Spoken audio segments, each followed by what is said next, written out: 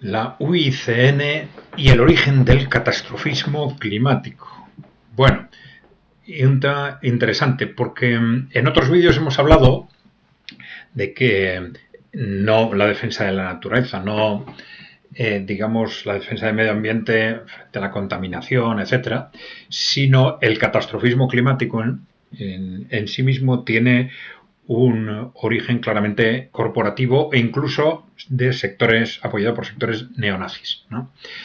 Y esto lo relacionamos con la creación del Club de Roma y con la creación, esto fue en 1968, y en 1961 la creación del WWF, del Fondo para la Conservación Mundial, del Fondo Mundial para la Conservación, algo por el estilo. Se puede traducir así.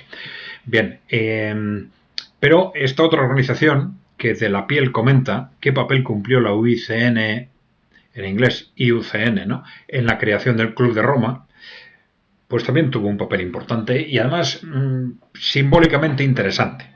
Simbólicamente interesante porque se crea en 1948 y esto nos refleja el cambio que se produce con la Segunda Guerra Mundial en las élites europeas. No es un cambio que se improvisa, sino que se basaba en una serie de ideas ya trabajadas fundamentalmente en la inteligencia británica entre las dos guerras. Ideas basadas en utilizar la conservación de la naturaleza como un instrumento, por un lado, para garantizar la reserva de territorios interesantes desde el punto de vista de las materias primas para el Imperio Británico. Bien, y por el otro lado, como un instrumento para sus argumentos de contención de la población, reducción de las tasas de natalidad, ¿no? Claro, esto por los propios agentes de la inteligencia británica se plasma justo a partir de la Segunda Guerra Mundial. ¿Por qué? Porque estas mismas fuerzas que habían apoyado el surgimiento del fascismo y del nazismo en los años 20 y 30 tienen que cambiar de discurso a partir de la Segunda Guerra Mundial y ellos que eran defensores pues del conservacionismo desde este punto de vista, ¿no?, y de la eugenesia, y que relacionaban el uno con el otro.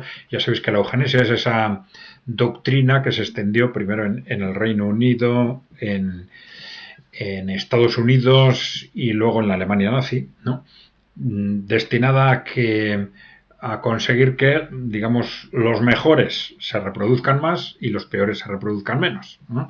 Y entendiendo por los peores, a veces las razas que no nos gustan, a veces los que no son ricos en general, y a veces los discapacitados y a veces todo junto, ¿no?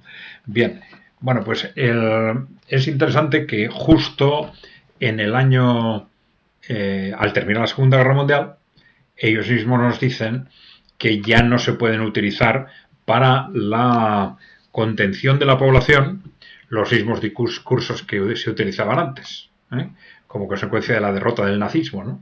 Y esto ellos mismos nos dicen, vamos a ver si lo localizo. Sí, nos dicen que ahora hay que sustituirlos por objetivos ecológicos conservacionistas, ¿no?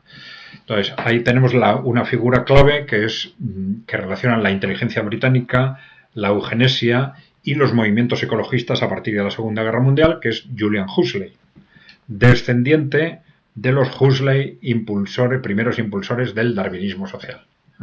Bueno, pues este Julian Huxley, que fue director de la UNESCO, el primer director de la UNESCO, justo después de la Segunda Guerra Mundial, en el documento de creación de la UNESCO, dice, aunque es totalmente cierto que cualquier política eugenésica radical será imposible por muchos años políticamente y psicológicamente, va a ser importante para la UNESCO asegurar que la opinión pública está informada de las cuestiones en juego, de tal forma que lo que ahora es impensable pueda por lo menos convertirse en pensable.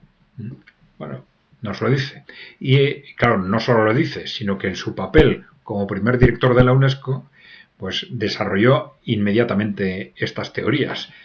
Y una de las primeras actuaciones fue la promoción de esta IUCN o UICN, ¿no? Organización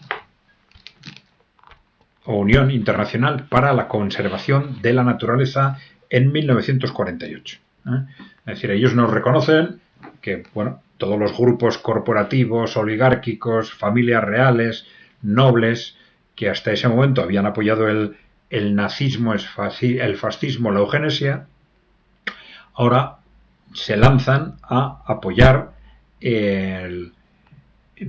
argumentos y ideas conservacionistas y ecologistas con el fin de ir preparando el terreno para más adelante poner en marcha las teorías eugenésicas y de reducción de la población que siempre habían defendido. Bueno, entonces tenemos claramente que entre los promotores de esa UICN, ¿no? Unión Internacional para la Conservación de la Naturaleza en 1948, tenemos elementos claramente alineados con la inteligencia británica, como Max Nicholson o el propio Julian Huxley, ¿no? O Harold Coolidge, por ejemplo, ¿no? Es interesante la relación entre el UICN y la creación, unos años después, 13 años después, del WWF, al que ya hemos hecho referencia, en el 61, ¿no? Y se dice expresamente que tras una década con dificultades de financiación hay que crear instrumentos para socializar estas cuestiones y recoger financiación. Y entonces en el 1961 crean el WWF, ya sabéis que parte de promotores del UICN crean también el WWF y además de elementos neonazis, claramente neonazis, como el príncipe Bernardo de Holanda o de la Casa Real Británica, ¿no? Bueno, están también, a partir de ahí, ya sabéis que el Club de Roma en el año 68, que es el origen del catastrofismo climático, ya se crea por personas pertenecientes al WWF. Es decir, los mismos, hay una coincidencia clara de personas que crean el UICN en el año 48, de los que crean el WWF en el 61 y de los que crean el Club de Roma en el año 68. Y ahí también, como siempre a partir de la Segunda Guerra Mundial, participan la Fundación Ford y la Fundación Rockefeller. Bueno, pues yo creo que esto es suficientemente claro y nos sitúa el papel de esta institución que todavía es muy importante a nivel internacional, la UICN, como también el WWF. Bien, ya sabéis, si no estáis suscritos, darle por favor a la tecla de suscribirse, ya sabéis que es gratuito, y dejarnos preguntas o comentarios. Gracias por seguirnos.